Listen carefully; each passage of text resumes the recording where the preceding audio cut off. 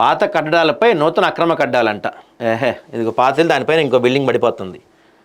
అడుగడుగున అక్రమ కడ్డాలు పట్టించుకొని టౌన్ ప్లానింగ్ అధికారులు. జిహెచ్ఎంసీ నిబంధనలు గాలికి వదిలేస్తున్న నిర్మాణదారులు. సికింద్రాబాద్ సర్కిల్ అక్రమ నిర్మాణాలకు అడ్డాగా మారిందని స్థానిక ప్రజలు ఆరోపిస్తున్నారు. అడుక్కు అక్రమ నిర్మాణం పుట్టుకొస్తున్న అధికారుల చలనం లేదని, వందల్లో అక్రమ నిర్మాణాలు కొనసాగుతున్నా చూసినట్టు వ్యవహరిస్తున్న ప్రజలు మండిపడుతున్నారు. ఆమ్యామ్యాలకు అలవాటు పడిన సిబ్బంది చూసి చూడనట్టుగా వ్యవహరించడంతో సర్కిల్ పరిధిలో అక్రమ కడ్డాల జాతర కొనసాగుతుందని పలువురు విమర్శిస్తున్నారు. సీతాఫల్ మండి డివిజన్ పరిధిలోని మేడిబావి గ్రంథాలయం ఎదురుగా ఒక నిర్మాణదారుడు పాత భవనంపై నూతనంగా 2 అంతస్తుల అక్రమ నిర్మాణం నిర్మిస్తున్నాడు. ఈ అక్రమ నిర్మాణ విషయంలో వార్తాపత్రికల్లో కథనాలు వచ్చిన జిహెచ్ఎంసీ అధికారుల ఫిర్యాదులు అందిన ఇప్పటి వరకు చర్యలు తీసుకోలేదు.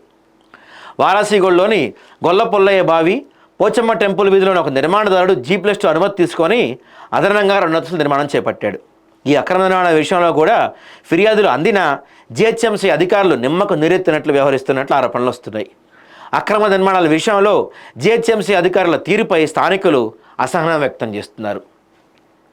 జిహెచ్ఎంసీ టౌన్ ప్లానింగ్ అధికారులకు మామూళ్ళు అందిన అక్రమ నిర్మాణాలపై కన్నెత్తి చూడటం లేదని, వారికి మామూళ్ళు అందని అక్రమ నిర్మాణాలకు ఆగమేఘాల మీద సీజ్ చేస్తున్నారంట. అదండి, ఎవరైతే మామూలు ఇస్తారో వాళ్ళని పట్టించుకోవట్లేదంట, మామూలు ఇవ్వని వాటికి మాత్రం ఆగమేఘాలపై సీజ్ చేస్తున్నారంట. పనిచేస్తున్నారు కానీ ఎవరైతే లంచం ఇస్తున్నారో వాడికి ఫేవర్గా పనిచేస్తున్నాడు.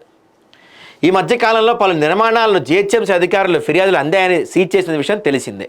కానీ అధికారులు సీజ్ వేసిన 2-3 రోజుల తర్వాత అక్రమ నిర్మాణదారులు ఆ సీజన్ తొలగించి యథావిధిగా పనిచేసుకుంటున్నారు. వాళ్ళని ఏమైనా డబ్బులు ఇచ్చి మేనేజ్ చేస్తున్నారు కావచ్చు. సీజ్ చేసి చేతులు దులుపుకోవడం కాదని, అక్రమ నిర్మాణాల విషయంలో జిహెచ్ఎంసీ అధికారులు ఉక్కుపాదం మోపి పూర్తిగా నేలమట్టం చేయాలని స్థానికంగా ప్రజలు డిమాండ్ చేస్తున్నారు. ఈ 2 అక్రమ నిర్మాణాల విషయంలో జిహెచ్ఎంసీ టౌన్ ప్లానింగ్ అధికారులు చర్యలు తీసుకుంటారో లేదో చూడాలి. ఏముందంటే సీజ్ చేస్తారు. సీజ్ కూడా ఎందుకు చేస్తారంటే వాళ్ళు మాటినుంటారు. ఫస్ట్ వీళ్ళు వెళ్ళి అధికారులు వెళ్ళి ఒక డీల్ మాట్లాడతారు. బాబు నువ్వు ఇది కడుతున్నావమ్మా, నాకు ఇంత డబ్బు ఇవ్వని చెప్తారు. వాడు ఎవరైనా ఉంటాడు, సరే సీజ్ ద షిప్ అన్నట్టుగా సీజ్ ద బిల్డింగ్ అంటారు సినిమా లెవెల్లో పవన్ కళ్యాణ్ స్టైల్లో.